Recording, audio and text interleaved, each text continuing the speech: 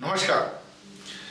आज 5 राज्यों के चुनाव के मतदान का आज आखिरी चरण है और आज शाम 5:30 बजे मतदान खत्म हो जाएगा। तेलंगाना में आज सुबह 7:30 बजे से मतदान प्रारंभ हो गया और छत्तीसगढ़, मिजोरम, मध्य प्रदेश, राजस्थान और तेलंगाना, इन 5 राज्यों में चुनाव की प्रक्रिया लगभग पूरी हो चुकी है।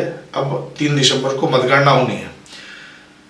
हम छत्तीसगढ़ की बात करेंगे। छत्तीसगढ़ में 90 विधानसभा सीटों में मतदान हो चुका है और इस बार कांग्रेस के भरोसे के खिलाफ भाजपा ने मोदी की गारंटी के आधार पर चुनाव लड़ा है और इस चुनाव में पूरे चुनाव के दौरान किसान केंद्र में रहे और मुद्दों के रूप में छत्तीसगढ़ सरकार में भ्रष्टाचार के तमाम आरोप लगाए गए और इसके अलावा ईडी की कार्रवाई और तमाम चीज़ों को लेकर के एक प्रकार से जो भुवनेश्वर साहू की जो हत्या हुई थी उसको लेकर के कवर्धा और साजा की सीट पर एक बड़ा सांप्रदायिक ध्रुवीकरण का भी एक बड़ा खेल देखने में आया। इसके अलावा खेत खलिहान से लेकर के सड़क तक 5-7 नवंबर को पहले चरण के मतदान के बाद लगातार चर्चाओं का दौर जारी रहा है कि सरकार किसकी बनेगी, किसकी नहीं बनेगी, किसे कितनी सीटें मिलेगी, कौन जीतेगा, कौन हारेगा। इस बारे में छत्तीसगढ़ में एक राजनीतिक विश्लेषक के तौर पर हमारा ये मानना है कि इस बार छत्तीसगढ़ में चुनाव काफ़ी अलग तरीके से लड़ा गया है। 15 साल भारतीय जनता पार्टी के शासन के बाद, रमन सिंह के शासन के बाद 5 साल तक भूपेश बघेल एक मुख्यमंत्री के तौर पर लगातार शक्तिशाली होते चले गए और उन्होंने अपने दम पर इस बार छत्तीसगढ़ में चुनाव लड़ा है। छत्तीसगढ़ में कांग्रेस के कई ऐसे मुद्दे थे जिनको लेकर के एक धारणा ये बनी कि कांग्रेस ने स्पष्ट तौर पे भूपेश बघेल के नेतृत्व में चुनाव लड़ा है और कांग्रेस की जो पार्टी है उन्होंने पूरी तरीके से उनके प्रति अपना समर्पण दिखाया है। यहाँ तक कि कांग्रेस जो सरकार है उसके जो मंत्रिमंडल के तमाम सदस्य, यहाँ तक कि उप मुख्यमंत्री बनाए गए टी.एस. सिंहदेव भी अंतिम चरण तक पूरी तरीके से भूपेश बघेल के साथ ही रहे। हालांकि इस मतदान की प्रक्रिया के बाद टी.एस. सिंहदेव ने एक चैनल से बात करते हुए ये इस बात के संकेत दिए कि वो आखिरी चुनाव लड़ चुके हैं और अगला चुनाव वो लड़ना नहीं चाहते और ऐसी स्थिति में वो एक मुख्यमंत्री पद के दावेदार के रूप में भी स्वयं को देख रहे हैं। इस तरह की एक बात रही और 90 सीटों के इस चुनाव में पहले चरण में 7 नवंबर को 20 सीटों पर मतदान हुआ। इन 20 सीटों में हर तरह से कयास लगाने का दौर विभिन्न चैनलों में और विभिन्न डिजिटल मीडिया में और राजनीतिक स्तर पे बहुत होता रहा। और 2018 में जब मतदान हुआ तो इन 20 सीटों में से 19 सीटें कांग्रेस ने एक तरफा जीती थी। मैं आपको बता दूं इस बार स्थिति ऐसी नहीं रहने वाली है और बस्तर की सभी 12 सीटों पे कांग्रेस रही, जिसमें से 11 सीटों में कांग्रेस ने जीत हासिल की। एक सीट दंतेवाड़ा में उन्होंने पराजय भी स्वीकार किया और उपचुनाव में उस सीट को वापस हासिल करके 12-0 की बढ़त जो है कांग्रेस ने बनाई। 2018 के चुनाव के आधार पर यदि हम 2023 के चुनाव को देखेंगे तो यह बिल्कुल भी प्रासंगिक नहीं है, क्योंकि उस समय की परिस्थितियों और अब की परिस्थितियों में तमाम तरह के अंतर साफ तौर पर जमीन पर दिखाई दिए। इस बार कांग्रेस के धान और किसान के मुद्दे को लेकर के भाजपा ने भी काफ़ी कुछ तैयारियां की और इसका नतीजा ये है कि धान और किसान मतदान के समय एक प्रकार से चुनावी मुद्दे के रूप में प्रमुख रूप से सामने नहीं रहा।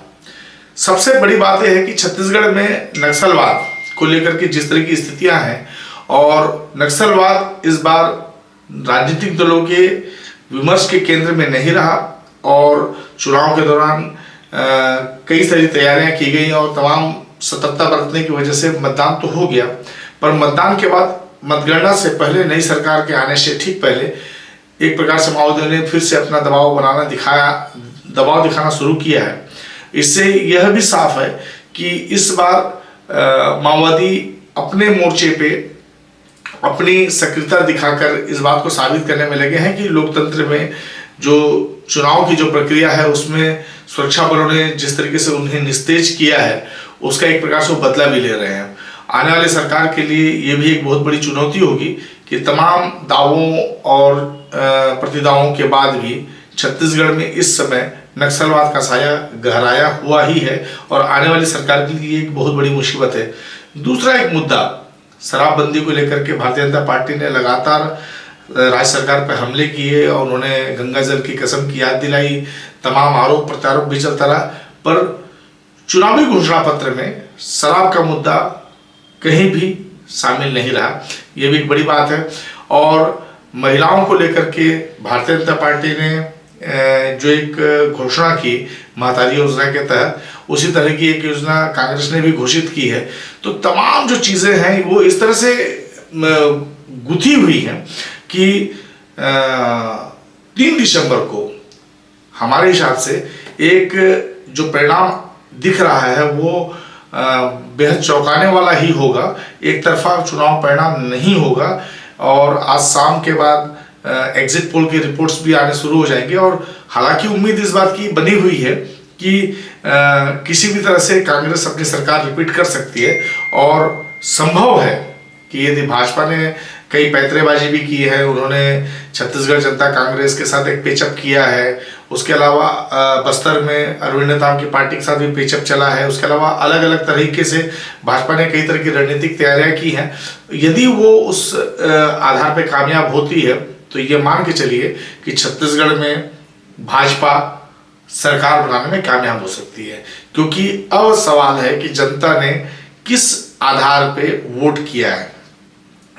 हमें उम्मीद है कि इस बार कई बड़े चेहरे चुनाव में बड़े चेहरे दिख रहे हैं, पर वो हो सकता है कि जनता की अदालत में वो खारिज कर दिए जाए और एक प्रकार से जनादेश जो है स्पष्ट होगा, क्योंकि छत्तीसगढ़ की जनता ने हमेशा से सोच विचार करके ही वोट किया है और 90 सीटों में जो भी सरकार बनेगी उसे आने वाले 5 साल के लिए संकल्प लेकर के कई सारे काम करने होंगे।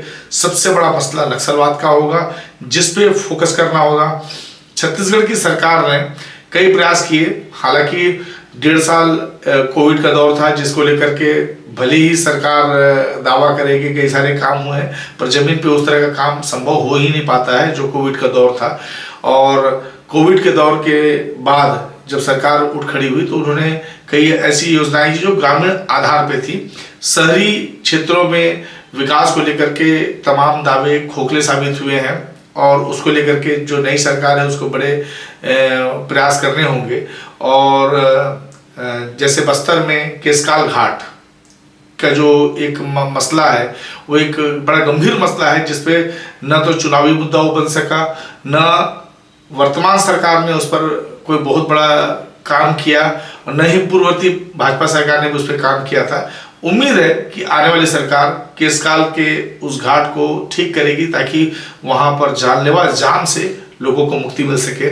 बस्तर के हिस्से में तो ये बात आ रही है, छत्तीसगढ़ के दूसरे हिस्सों में जो भ्रष्टाचार का जो मसला है, सबसे बड़ा मसला यह है कि जो नई सरकार है उसे इस बात पर भी ध्यान देना होगा कि भ्रष्टाचार भले ही जनता नहीं बोल रही है, पर भ्रष्टाचार निश्चित रूप से काफी बड़ा मुद्दा रहा है, जिसको लेकर के आश्चर्यजनक रूप से भाजपा ने अपने चुनाव अभियान के तहत जो भी आरोप प्रत्यारोप लगाए वो बड़े ऊपर के थे, बड़े गहरे और स्पष्ट नहीं थे। नहीं तो छत्तीसगढ़ में भ्रष्टाचार भी एक बहुत बड़ा मसला हो सकता था और इस मुद्दे पे छत्तीसगढ़ में चुनाव लड़ने में भाजपा ने कम देरी की है या कमी की है। और जो माइनिंग के जो मामले हैं, हसदेव अरण्य का जो मामला है वो भी नेपथ्य में रहा है। हसदेव अरण्य के मामले को लेकर के चूंकि भाजपा शासित जो भाजपा सरकार जो है, तो उम्मीद कम है कि वो अपनी ओर से आकर के हसदेव अरण्य के मामले में कोई ऐसी पहल करेगी जिससे कुछ उम्मीद बंधे। चूंकि अडानी का जो एक बड़ा जो ओहदा है उस ओहदे से बाहर छत्तीसगढ़ की भाजपा सरकार संभव है न निकल सके। बस्तर में डिपॉजिट 13 को लेकर के भी अडानी की भूमिकाओं को लेकर के कई तरह की बातें उठी थी, पर वो चुनावी मुद्दे में शामिल नहीं हुआ। इस तरह से कई ऐसे मामले थे जिसको लेकर के चुनाव में मुखर होकर के न तो जनता ने कुछ कहा है न ही नेता ने कुछ कहा है। और मुझे विश्वास है, हमें विश्वास है कि इस बार चुनाव में बस्तर में धर्मांतरण, नक्सलवाद और नगरनार के जो स्टील प्लांट है उसको उसके निजीकरण का मामला, रेल लाइन का मामला, केसकाल घाट का मामला, ये तमाम मामले भी मतदान के दौरान मुद्दे के रूप में सामने रहेंगे। और उत्तर छत्तीसगढ़ में जिस तरह से छत्तीसगढ़ में एक बड़ा विवाद टी.एस. सिंहदेव की राजनीतिक भूमिका को लेकर के रहा है, उम्मीद है कि इसका नुकसान भी उत्तर छत्तीसगढ़ में कांग्रेस को होना तय है। और कांग्रेस की सत्ता के आने के बाद कई तरह की चीज़ें राजनीतिक तौर पर इस तरह से हुई हैं, तो ये भी संकेत है कि बिलासपुर संभाग में भी कांग्रेस को बहुत बड़ा लाभ नहीं दिखाई दे रहा है। रायपुर संभाग का जो क्षेत्र है यहाँ भी कांग्रेस की स्थिति बहुत साफ है कि पहले जैसी परिणाम की उसे उम्मीद नहीं करनी चाहिए। संभव है कि इस बार राजनीतिक तौर पर भले ही भाजपा जिस तरह से प्रयास कर रही थी, उस प्रयास में यदि वो सफल होती है तो ये माना जाना चाहिए कि छत्तीसगढ़ में राजनीतिक तौर पे जो चुनाव है कि चुनाव मोदी और अमित शाह विरुद्ध भूपेश बघेल का चुनाव था, जिसमें हार होगी तो मोदी और शाह की होगी, जीत होगी तो भूपेश बघेल की होगी। धन्यवाद, नमस्कार। सीजी इम्पैक्ट लगातार अपने विश्लेषण से और राजनीतिक समाचारों से और समीक्षाओं के साथ आपके सामने उपस्थित होता रहेगा। और हमारी कोशिश लगातार बनी रहेगी कि हम अलग अलग मुद्दों पे आपसे बात करें। और आपसे निवेदन है कि यदि आपने हमारा चैनल सब्सक्राइब नहीं किया तो कृपया कर लें, और यदि सब्सक्राइब कर लिया है तो हमारे वीडियो को लाइक करें और प्रतिक्रियाएं दें। आपकी प्रतिक्रियाओं से हमें काफ़ी बल मिलता है। बहुत बहुत धन्यवाद।